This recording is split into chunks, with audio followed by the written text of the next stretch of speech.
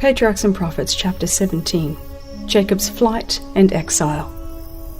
Threatened with death by the wrath of Esau, Jacob went out from his father's home a fugitive, but he carried with him the father's blessing. Isaac had renewed to him the covenant promise, and had bidden him, as its inheritor, to seek a wife of his mother's family in Mesopotamia.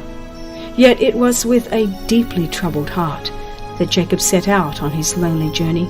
With only his staff in his hand, he must travel hundreds of miles through a country inhabited by wild roving tribes. In his remorse and timidity, he sought to avoid men, lest he should be traced by his angry brother. He feared that he had lost forever the blessing that God had purposed to give him, and Satan was at hand to press temptations upon him. The evening of the second day found him far away from his father's tents. He felt that he was an outcast, and he knew that all this trouble had been brought upon him by his own wrong course. The darkness of despair pressed upon his soul, and he hardly dared to pray.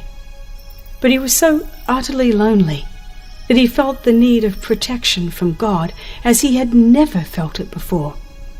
With weeping and deep humiliation, he confessed his sin and entreated for some evidence that he was not utterly forsaken. Still, his burdened heart found no relief. He had lost all confidence in himself, and he feared that the God of his fathers had cast him off. But God did not forsake Jacob. His mercy was still extended to his erring, distrustful servant. The Lord compassionately revealed just what Jacob needed, a Savior. He had sinned, but his heart was filled with gratitude as he saw revealed a way by which he could be restored to the favor of God. Wearied with his journey, the wanderer lay down upon the ground with a stone for his pillow. As he slept, he beheld a ladder, bright and shining, whose base rested upon the earth while the top reached to heaven. Upon this ladder angels were ascending and descending. Above it was the Lord of glory, and from the heavens his voice was heard. I am the Lord God of Abraham, thy father, and the God of Isaac. The land wherein he lay, as an exile and a fugitive, was promised to him and to his posterity, with the assurance, in thee and in thy seed shall all the families of the earth be blessed. This promise had been given to Abraham and to Isaac, and now it was renewed to Jacob. Then, in special regard to his present loneliness and distress, the words of comfort and encouragement were spoken. Behold, I am with thee, and will keep thee in all places whither thou goest, and will bring thee again into this land, for I will not leave thee until I have done that which I have spoken to thee of. The Lord knew the evil influences that would surround Jacob and the perils to which he would be exposed. In mercy, he opened up the future before the repentant fugitive, that he might understand the divine purpose with reference to himself and be prepared to resist the temptations that would surely come to him when alone amid idolaters and scheming men.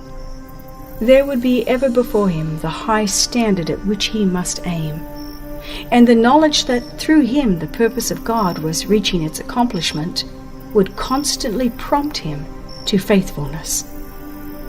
In this vision, the plan of redemption was presented to Jacob, not fully, but in such parts as were essential to him at that time. The mystic ladder revealed to him in his dream was the same to which Christ referred in his conversation with Nathanael. Said he, Ye shall see heaven opened, and the angels of God ascending and descending upon the Son of Man. Up to the time of man's rebellion against the government of God, there had been free communion between God and man. But the sin of Adam and Eve separated earth from heaven, so that man could not have communion with his Maker. Yet the world was not left in solitary hopelessness. The ladder represents Jesus, the appointed medium of communication. Had he not with his own merits bridged the gulf that sin had made, the ministering angels could have held no communion with fallen man. Christ connects man in his weakness and helplessness with the source of infinite power. All this was revealed to Jacob in his dream, although his mind at once grasped a part of the revelation. Its great and mysterious truths were the study of his lifetime, and unfolded to his understanding more and more. Jacob awoke from his sleep in the deep stillness of night. The shining forms of his vision had disappeared. Only the dim outline of the lonely hills, and above them the heavens bright with stars, now met his gaze. But he had a solemn sense that God was with him. An unseen presence filled the solitude. "Surely the Lord is in this place," he said, "and I knew it not. This is none other but the house of God, and this is the gate of heaven." And Jacob rose up early in the morning, and took the stone that he had put for his pillow, and set it up for a pillar, and poured oil upon the top of it. In accordance with the custom of commemorating important events, Jacob set up a memorial of God's mercy, that whenever he should pass that way, he might tarry at this sacred spot to worship the Lord. And he called the place Bethel, or the house of God. With deep gratitude, he repeated the promise that God's presence would be with him, and then he made the solemn vow, "If God will be with me, and will keep me in this way that I go, and will give me bread to eat and raiment to put on, so that I come again to my father's house in peace, then shall the Lord be my God, and this stone which I have set for a pillar shall be God's house, and of all that thou shalt give me, I will surely give the tenth unto thee." Jacob was not here seeking to make terms with God.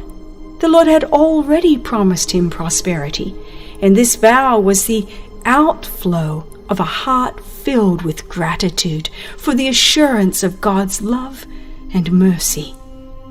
Jacob felt that God had claims upon him, which he must acknowledge, and that the special tokens of divine favor granted him demanded a return. So does every blessing bestowed upon us call for a response to the author of all our mercies.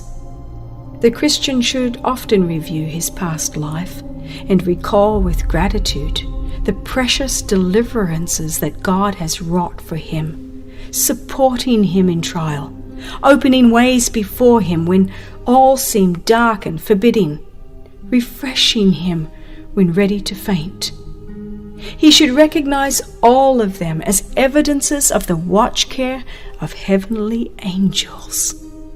In view of these innumerable blessings, he should often ask with subdued and grateful heart, "What shall I render unto the Lord for all his benefits toward me?" Our time, our talents, our property should be sacredly devoted to him who has given us these blessings in trust. Whenever a special deliverance is wrought in our behalf, or new and unexpected favors are granted us, we should acknowledge God's goodness, not only by expressing our gratitude in words, but like Jacob, by gifts and offerings to his cause. As we are continually receiving the blessings of God, so we are to be continually giving. "Of all that thou shalt give me," said Jacob, "I will surely give the tenth unto thee." Shall we who enjoy the full light and privileges of the gospel Be content to give less to God than was given by those who lived in the former, less favored dispensation?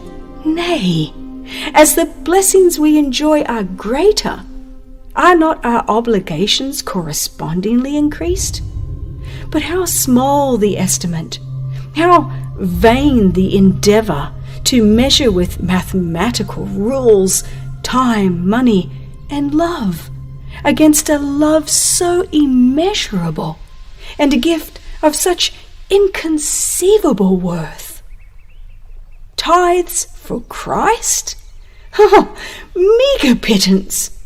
Shameful recompense for that which cost so much. From the cross of Calvary, Christ calls for an unreserved consecration. All that we have, all that we are, should be devoted to God. With a new and abiding faith in the divine promises, and assured of the presence and guardianship of heavenly angels, Jacob pursued his journey to the land of the children of the East.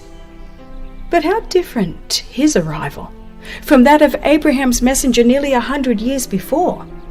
The servant had come with a train of attendants riding upon camels and with rich gifts of gold and silver. The son was a lonely, footsore traveller with no possession save his staff. Like Abraham's servant, Jacob tarried beside a well, and it was here that he met Rachel, Laban's younger daughter. It was Jacob now who rendered service, rolling the stone from the well and watering the flocks. On making known his kinship, he was welcomed to the home of Laban. Though he came portionless and unattended, a few weeks showed the worth of his diligence and skill, and he was urged to tarry. It was arranged that he should render Laban 7 years' service for the hand of Rachel. In early times, custom required the bridegroom, before the ratification of a marriage engagement, to pay a sum of money or its equivalent in other property, according to his circumstances, to the father of his wife. This was regarded as a safeguard to the marriage relation. Fathers did not think it safe to trust the happiness of their daughters to men who had made no provision for the support of a family. If they had not sufficient thrift and energy to manage business and acquire cattle or lands, it was feared that their life would prove worthless. But provision was made to test those who had nothing to pay for a wife. They were permitted to labor for the father whose daughter they loved, the length of time being regulated by the value of the dowry required. When the suitor was faithful in his services and proved in other respects worthy, he obtained the daughter as his wife, and generally the dowry which the father had received was given her at her marriage. In the case of both Rachel and Leah, however, Laban selfishly retained the dowry that should have been given them. They referred to this when they said, just before the removal from Mesopotamia, "He hath sold us, and hath quite devoured also our money." The ancient custom, though sometimes abused as by Laban, was productive of good results.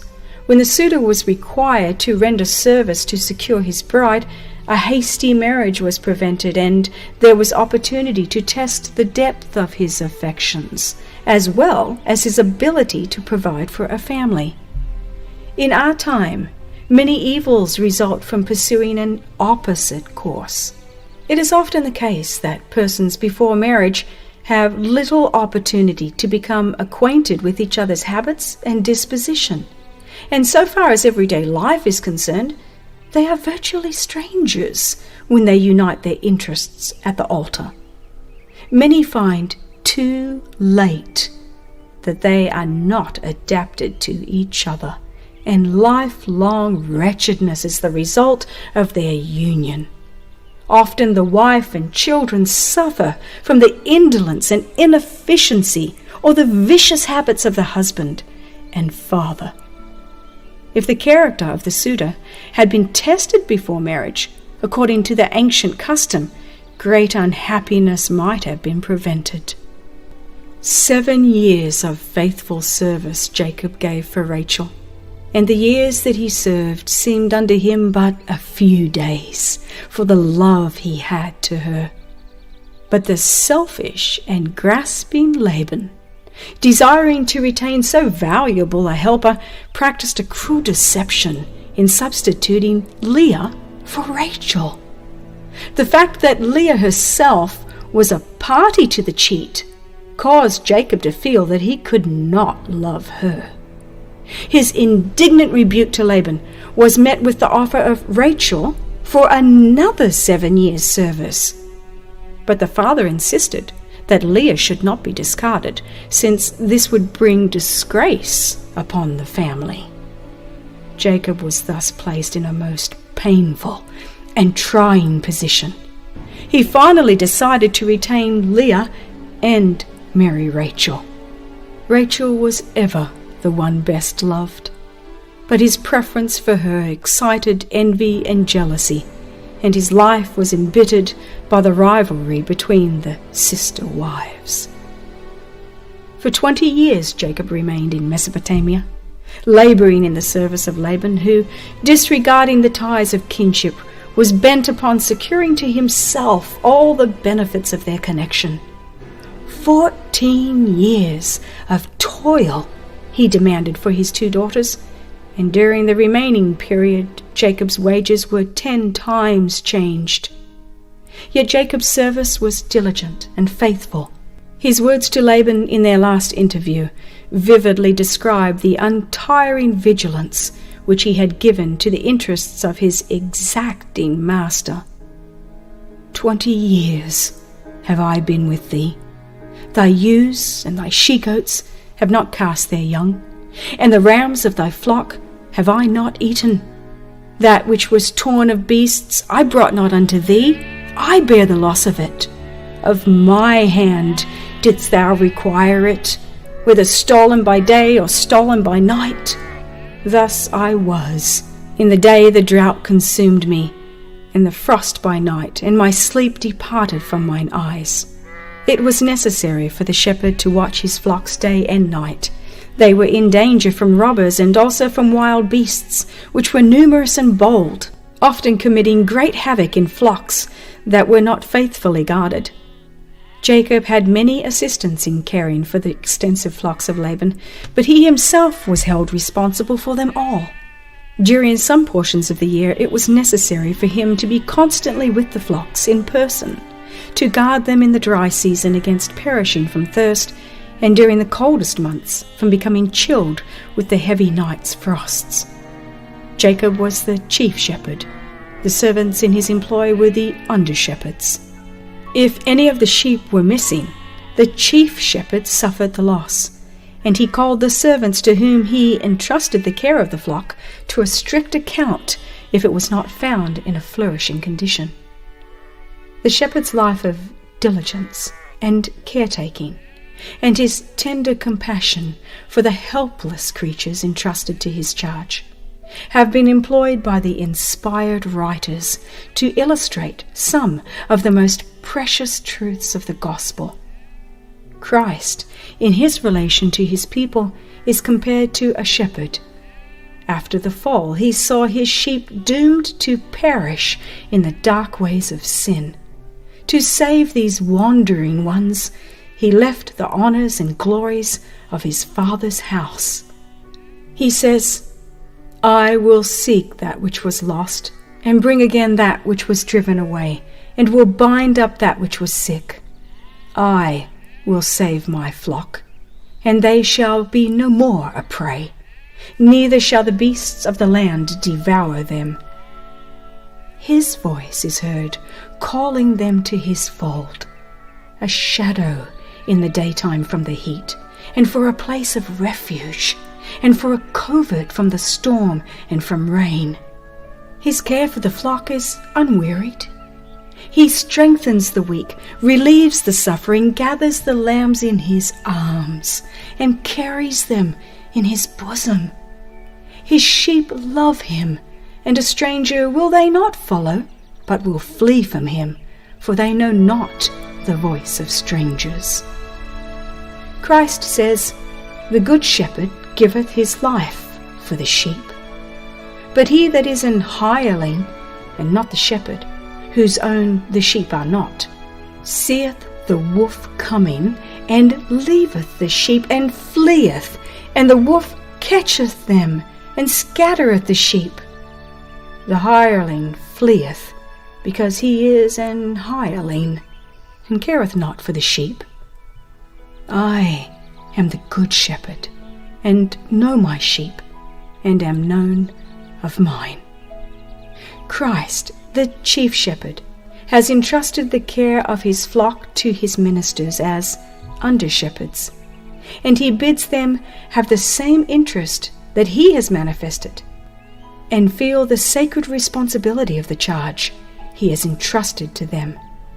He has solemnly commanded them to be faithful, to feed the flock, to strengthen the weak, to revive the fainting, and to shield them from devouring wolves. To save his sheep, Christ laid down his own life, and he points his shepherds to the love thus manifested as their example. But he that is an hireling, whose own the sheep are not, has no real interest in the flock. He is labouring merely for gain, and he cares only for himself. He studies his own profit instead of the interests of his charge, and in time of peril or danger he will flee and leave the flock. The Apostle Peter admonishes the under-shepherds, "Feed the flock of God which is among you, taking the oversight thereof, not by constraint, but willingly, not for filthy lucre, but of a ready mind, neither as being lords over God's heritage, but being ensamples to the flock. Take heed therefore unto yourselves and to all the flock, over the which the Holy Ghost hath made you overseers, to feed the church of God, which he hath purchased with his own blood. For I know this, that after my departing shall grievous wolves enter in among you, not sparing the flock.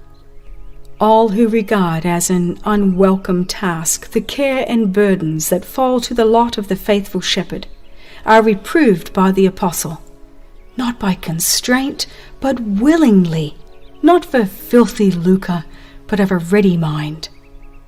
All such unfaithful servants the chief shepherd would willingly release. The Church of Christ has been purchased with his blood, and every shepherd should realize that the sheep under his care cost an infinite sacrifice. He should regard them each as of priceless worth, and should be unwearied in his efforts to keep them in a healthy, flourishing condition. The shepherd who is imbued with the Spirit of Christ will imitate his self-denying example, constantly labouring for the welfare of his charge, and the flock will prosper under his care. All will be called to render a strict account of their ministry. The Master will demand of every shepherd, "Where is the flock that was given thee, thy beautiful flock?" He that is found faithful will receive a rich reward. "When the chief shepherd shall appear," says the apostle, "ye shall receive a crown of glory that fadeth not away." When Jacob, growing weary of Laban's service, proposed to return to Canaan, he said to his father-in-law, "Send me away that I might go unto mine own place, into my country. Give me my wives and my children, for whom I have served thee, and let me go, for thou knowest my service which I have done thee." But Laban urged him to remain, declaring, "I have learned by experience that the Lord hath blessed me for thy sake." He saw that his property was increasing under the care of his son-in-law. Said Jacob, "It was little which thou hadst before I came, and it is now increased unto a multitude." But as time passed on, Laban became envious of the greater prosperity of Jacob, who increased exceedingly and had much cattle and maidservants and menservants and camels and asses. Laban's sons shared their father's jealousy, and their malicious speeches came to Jacob's ear. He hath taken away all that was our father's, and of all that which was our father's hath he gotten all this glory. And Jacob beheld the countenance of Laban, and behold, it was not toward him as before. Now he felt that he was in danger from the sons of Laban, who, looking upon his wealth as their own, might endeavour to secure it by violence. He was in great perplexity and distress, not knowing which way to turn. But mindful of the gracious Bethel promise, he carried his care to God and sought direction from him. In a dream his prayer was answered. Return unto the land of thy fathers, and to thy kindred, and I will be with thee. Laban's absence afforded opportunity for departure. The flocks and herds were speedily gathered and sent forward, and with his wives, children, and servants, Jacob crossed the Euphrates, urging his way toward Gilead, on the borders of Canaan. After 3 days, Laban learned of their flight and set forth in pursuit, overtaking the company on the 7th day of their journey. He was hot with anger and bent on forcing them to return, which he doubted not he could do, since his band was much the stronger. The fugitives were indeed in great peril. That he did not carry out his hostile purpose was due to the fact that God himself had interposed for the protection of his servant. "It is in the power of my hand to do you hurt," said Laban. "But the God of your fathers spake unto me yesternight, saying, Take thou heed that thou speak not to Jacob, either good or bad. That is, he should not force him to return or urge him by flattering inducements." Laban had withheld the marriage dowry from his daughters, and had ever treated Jacob with craft and harshness. But with characteristic dissimulation, he now reproached him for his secret departure, which had given the father no opportunity to make a parting feast, or even to bid farewell to his daughters and their children. In reply, Jacob plainly set forth Laban's selfish and grasping policy, and appealed to him as a witness to his own faithfulness and honesty. "Except the God of my father, the God of Abraham, and the fear of Isaac had been with me," said Jacob, "surely thou hast sent me away now empty. God hath seen my affliction and the labour of my hands, and rebuked thee yesternight." Laban could not deny the facts brought forward, and he now proposed to enter into a covenant of peace. Jacob consented to the proposal, and a pile of stones was erected as a token of the compact. To this pillar Laban gave the name Mizpah, watchtower, saying, "The Lord watch between me and thee when we are absent one from another." And Laban said to Jacob, "Behold this heap, and behold this pillar, which I have cast betwixt me and thee. This heap be witness, and this pillar be witness, that I will not pass over this heap to thee, and thou shalt not pass over this heap and this pillar unto me for harm. The God of Abraham and the God of Nahor, the God of their father, judge betwixt us." And Jacob sware by the fear of his father Isaac. To confirm the treaty, the parties held a feast. The night was spent in friendly communing, and at the dawn of day Laban and his company departed. With this separation ceased all trace of connection between the children of Abraham and the dwellers in Mesopotamia.